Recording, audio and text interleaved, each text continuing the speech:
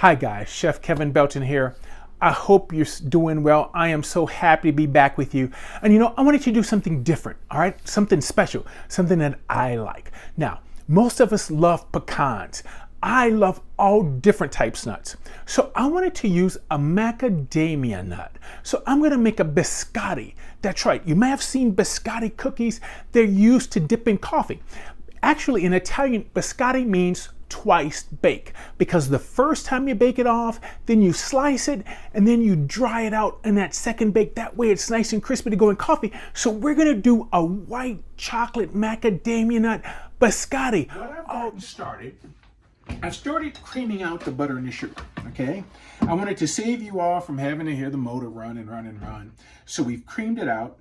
I have 4 eggs. We're gonna get our 4 eggs in. We're going to get in about a teaspoon of vanilla, or a tablespoon if you like it.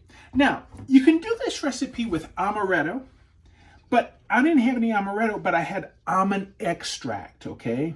So I'm using almond extract. If you have amaretto, go ahead and use the amaretto. But here, I'm just using the almond extract. Now, we just want to go ahead, get this beaten right quick. Now that we got the noisy part out of the way, you can see it's just mixed together. Now here we have our macadamia nuts, the white chocolate chips. Now here I have our flour, and this is baking powder with a little bit of salt. Okay, so salt, baking powder. Get that mixed into your flour. Okay, we just want to get that just mixed in. Now we could put our flour in and then work in our nuts and chocolate chips. I like to go ahead and put the nuts in and the chocolate chips into the batter while it's moist, because I think this is easier for them to spread this way. Okay.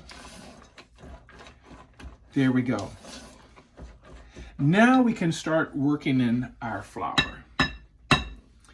And once we get this worked in, we'll put this out, and you're going to find that this is going to be a little bit of a sticky type dough.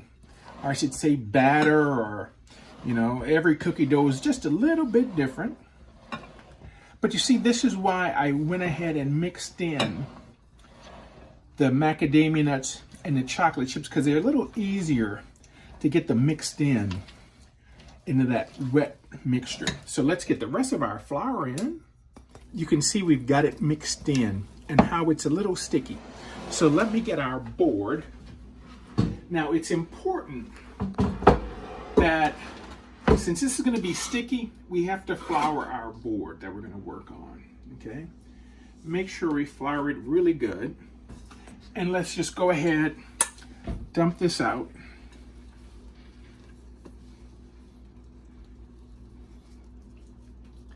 Come on. Get out of there.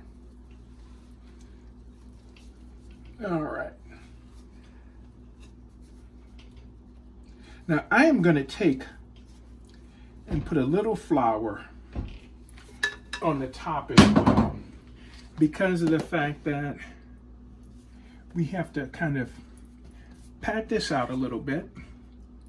Get a little flour here, get that worked in.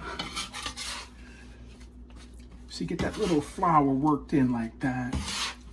Now, this is enough to where we can dump this, make 4 out of this.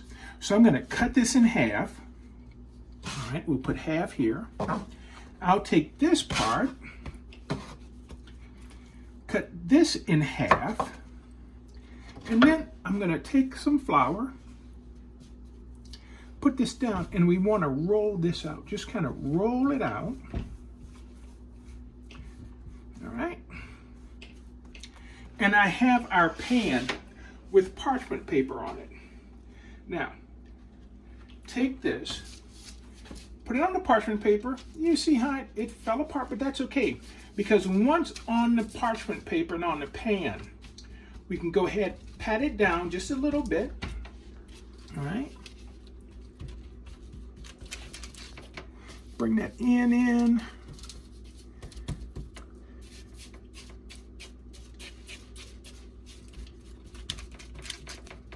There we go. That's one. Let's do the other one. Get a little more flour.